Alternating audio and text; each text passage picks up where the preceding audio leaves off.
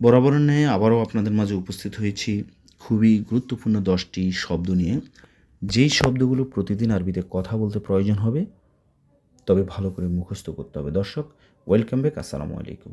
এবং বাম পাশে যে বইটি দেখতেছেন, অনেকে আমাকে বলেন যে ভাই ইউটিউবে দেখার পর মনে থাকে না, খাতায় লিখতে হয়। সেটা আমিও জানি। সো এত চিন্তা ভাবনা না করে নাম্বার দেওয়া আছে, যোগাযোগ করবেন। 200 পাতার এই বইটি আপনার মোবাইলে বুঝিয়ে দিব। পাশাপাশি হার্ড কপি নিতে চাইলেও সেটা করতে পারেন। আর অনেক কিছু আছে। SMS দিবেন। এখন আমি বলতে চাচ্ছি না, ক্লাসের সময় নষ্ট হবে। আর ভালো লাগলে তো অবশ্যই সাবস্ক্রাইব করবেন, না হলে আমার এই ভিডিও খুঁজে পাবেন না। ফান্নি মানে হচ্ছে টেকনিশিয়ান। টেকনিশিয়ান মানে কি? ফান্নি। যেমন হচ্ছে হুয়া পান্নি নফর বা হুয়া পান্নি সেই টেকনিশিয়ান। ওয়েন ফান্নি, টেকনিশিয়ান কোথায়? আপনি বলতে পারেন ওয়েন ফান্নি, টেকনিশিয়ান কোথায়? ওয়াল্লা লাজেম ফান্নি আলহিন মুকাইফ মুশুগল। এখন মুকাইফ মানে এসি কাজ করে না, এখন এসি কাজ করে না। আলহিন মুকাইফ মুশুগল, এখন এসি কাজ করে না। লাজেম ফান্নি অবশ্যই, লাজেম অর্থ অবশ্যই, লাজেম ফান্নি মানে অবশ্যই টেকনিশিয়ান দরকার। আর নাদি ফান্নি, নাদি মানে ডাকো, ঠিক আছে? নাদি ফান্নি টেকনিশিয়ান ডাকো।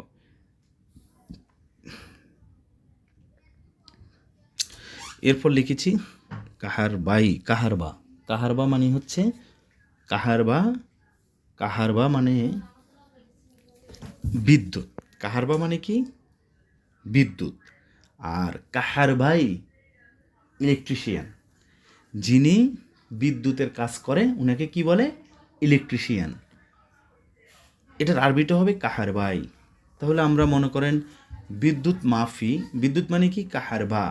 কাহারবা মাফি, বিদ্যুৎ নেই, নাদি কাহারবাই, নাদি কাহারবাই, ইলেকট্রিশিয়ানকে ডাকো। বিকজ আমরা জানি নাদি মানে হচ্ছে ডাকা। এরপর লিখেছি হাল্লাক। হাল্লাক, হাল্লাক মানে হচ্ছে, হাল্লাক মানে কি? সেলুন। ওকে, ওয়েন হাল্লাক নফর, সেলুনের লোক কোথায়? অথবা ওয়েন হাল্লাক, সেলুন কোথায়? আনা আবগারু হাল্লাক। আবগা মানে কি? সাওয়া বা দরকার। আনা আবগারু, আমি যেতে চাই। আনা আবগারু হাল্লাক, আমি সেলুনে যেতে চাই। দর্শক, খুবই গুরুত্বপূর্ণ শব্দ।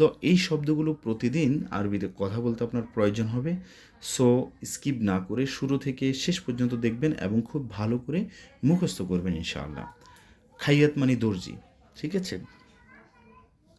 আমি আপনাকে প্রশ্ন করেছি, এখানে কি দর্জি আছে? আমরা অনেক সময় কি মার্কেটে গেলে এরকম বলি না? তো ভাই আপনি কাকে কীভাবে বলবেন? তো বা হুনাক ফি খাইয়াত, অথবা আপনি যেখানে জব করেন কোনো অ্যারাবিয়ান আপনাকে বলতে পারে, ঠিক আছে? হায়াদা সুক মানে এই হাদা মানে এই, সুক মানে মার্কেট বা বাজার। হায়াদা সুক ফি খাইয়াত মানে এই বাজারে কি দর্জি দোকান আছে?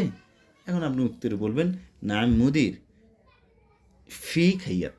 ফি মানে আছে, খাইয়াত মানে দর্জি। লিখেছি কি এরপর মাহল। মাহল মানে কি? দোকান।